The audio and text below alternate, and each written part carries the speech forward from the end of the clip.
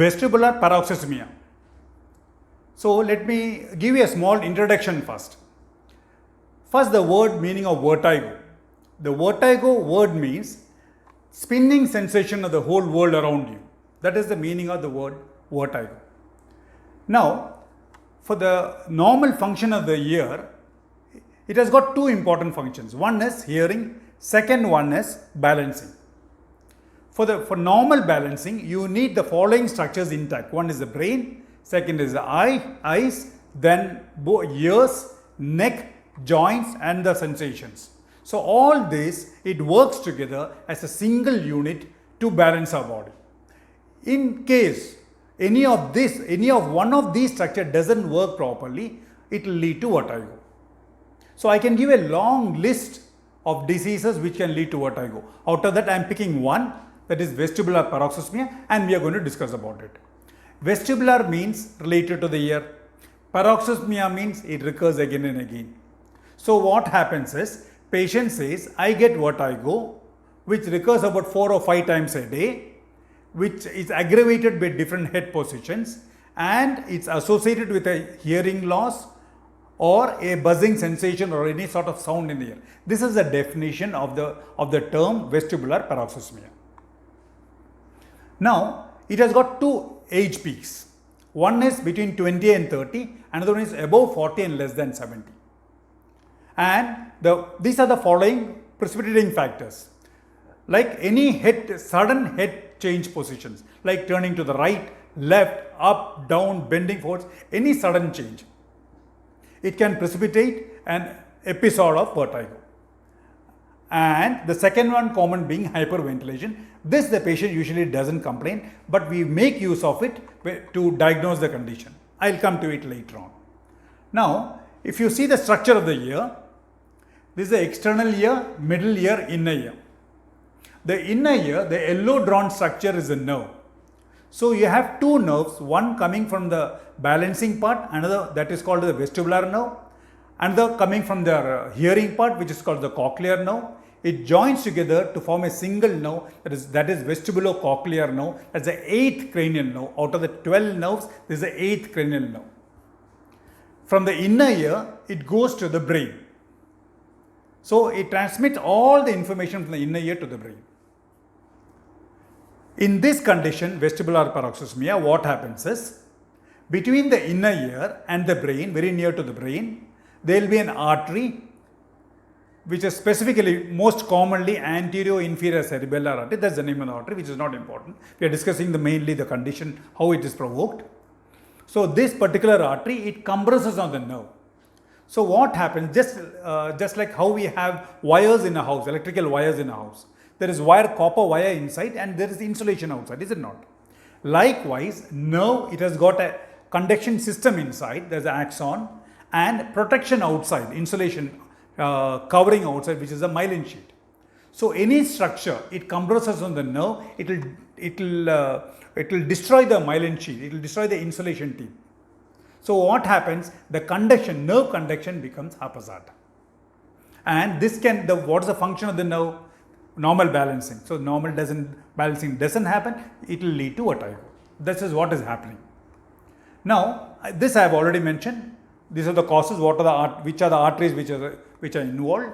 Like how you see in this picture, operative picture, this is the 8th cranial nerve and this is the artery which is compressing on it.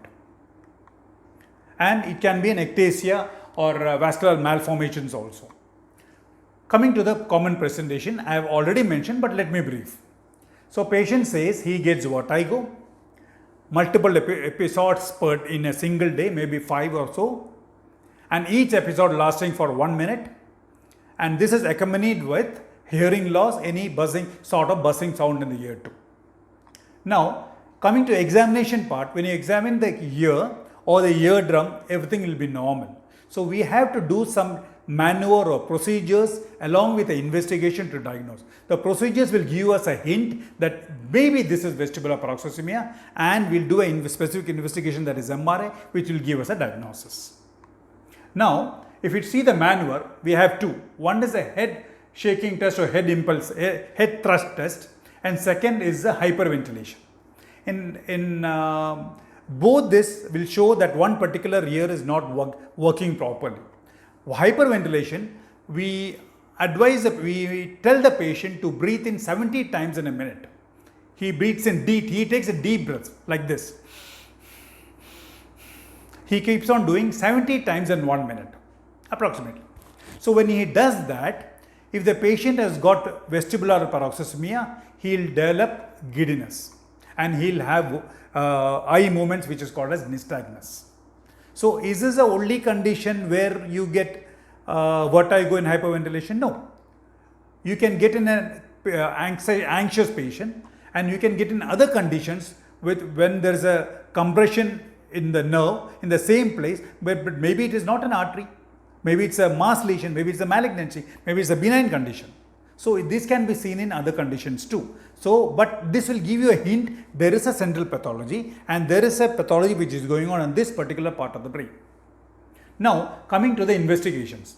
Since the patient is saying that he gets hearing loss too, we have to do a hearing test. And we do a calorie test also to see how much of the nerve the response is less. Suppose my right ear is involved and we are suspecting vestibular paroxysm on this side, and this is my normal side. So we'll irrigate with saline this ear at a temperature of 30 followed by temperature of 44 degrees. So what will happen when you irrigate the ear? The patient may get giddiness, vertigo, and when you watch the eye, there will be eye movements also, which is called as nystagmus. Usually it starts within 20 minutes and lasts for 2 minutes or so. So in this ear, the response will be less when you compare with the normal ear. So when there is less response, that means this particular side, the vestibular nerve, maybe there is any problem. So it tells us there is some problem on the right side. Now, the specific test is doing an MRI. That too, we have to ask for constructive interference in steady state, CISS, or time of flight, which will show us that an artery is compressing on the nerve. So that's how we come to a diagnosis. But mind, in a normal 30% of population, you may get this without any complaint, without any patient will say, no, I'm fine, I don't have any vertigo, no episodes of vertigo at all, but you may find this in 30%. So we have to correlate our imaging with the patient complaint. Now, coming to the treatment part.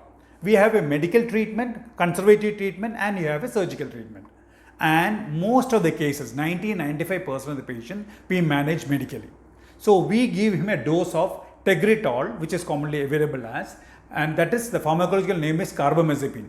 The dose is 200 to 600 milligrams. We start with a low dose of 100 milligrams.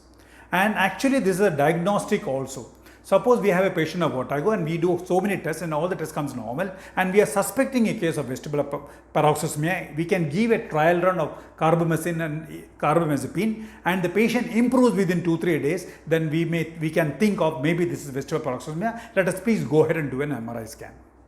So it's a trial run also we can give. So either it can be carbamazepine or it can be oscarbamazepine, or we can give any of other drugs also. The drug of choice, if you ask me, it is carbamazepine, the first two, any of the first two. Suppose the patient doesn't improve with this, he gets multiple episodes and his social activities are hampered and there is poor compliance for the drug, then maybe we need to go in for surgery, and this percentage is very less. So what it's going to do is, here we have a condition where the artery is compressing on the nerve. So that compression, we have to decompress the nerve. How? There is a contact between the nerve and the artery and the nerve. So we had to place something between the artery and the nerve so that there is no direct contact. So we can place Teflon, we can place a fascia so that it doesn't come in contact with us. So the operative technique is vascular decompression of that particular artery. So sometimes this condition is also called as microvascular compression syndrome. That is another terminology for this condition. So this is all about vestibular paroxysmia. Thank you so much.